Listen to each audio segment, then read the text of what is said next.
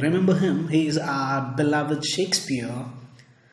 We have been discussing about him and his other Thetman plays in our class for a long time, and we had even started the class of Julius Caesar, the play Julius Caesar. But unfortunately, due to Corona, we are unable to continue this. So we'll take up this online tutorial wherein today we will talk about Act 3, Scene 1 of Julius Caesar.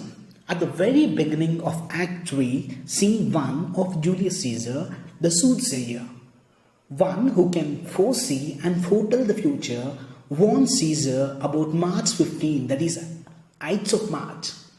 Artemidos insists that what he has to say is of great importance to Caesar personally. But Caesar brushes him off like he doesn't want to hear it at all.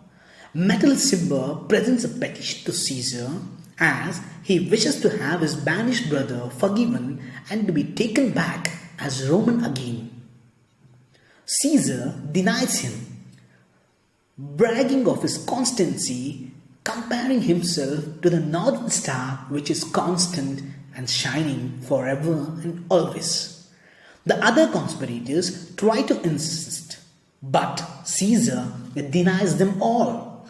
Casca stabs him first and the other conspirators follow. Finally, last of all, Brutus stabs him. While his best friend stabs him, Caesar dies in shock, uttering the famous Shakespearean dialogue, Et tu Brute, et tu Brute.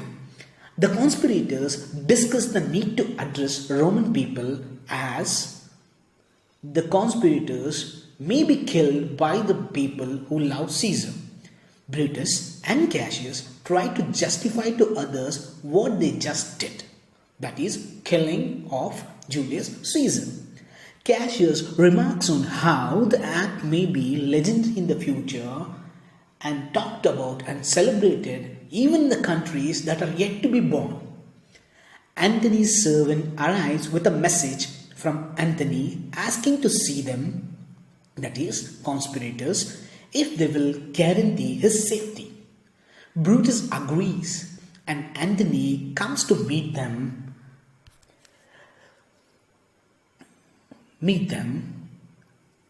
Antony asks the conspirators to let him die with Caesar. Brutus refuses to kill him and explains that he will have a place in the new government. Antony asks for permission to speak at the funeral. Cassius objects it, but Brutus agrees as long as Brutus gets to address the crowd first. In private, Antony begs Caesar's pardon for being friendly with the conspirators and reveals that he actually hopes to stir the crowd into a riot, into a mob. A messenger from Octavius arrives, explaining that Octavius is approaching Rome in response to Antony's invitation. Antony agrees to meet with him. At this crucial point where Antony agrees to meet Octavius, the first scene, that is Act 3, Scene 1, ends here.